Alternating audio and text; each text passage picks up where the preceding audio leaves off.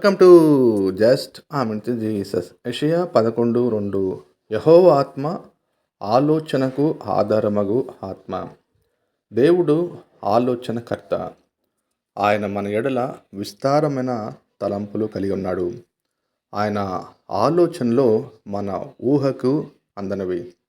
అయితే దేవుడు తన ఆత్మ ప్రత్యక్ష చొప్పున అనుదిన జీవితంలో ఆయన చక్కటి ఆలోచన చెప్పి మన యొక్క ఆత్మీయ జీవితాన్ని నడిపించేవాడు. మనము దేవునికి సంపూర్ణంగా అప్పగించుకున్నప్పుడు దేవుడు తన ఆత్మ చేత నడిపించేవాడిగా ఉన్నాడు. మొట్టమొదటి రాజు సౌలు తన సొంత ఆలోచన చేత రాజ్యాన్ని పోగొట్టుకున్నాడు. కానీ దావీదు దేవునికి ఆలోచన చొప్పున రాజ్యాన్ని స్థిరపరచుకోవడం జరిగింది. మన స్వబుద్ధి మీద ఆధారపడకుండా దేవుని యొక్క ఆలోచనలో మన జీవితాన్ని కట్టుకున్నప్పుడు అది ఫలభరితంగా మారును. హల్లెలూయా.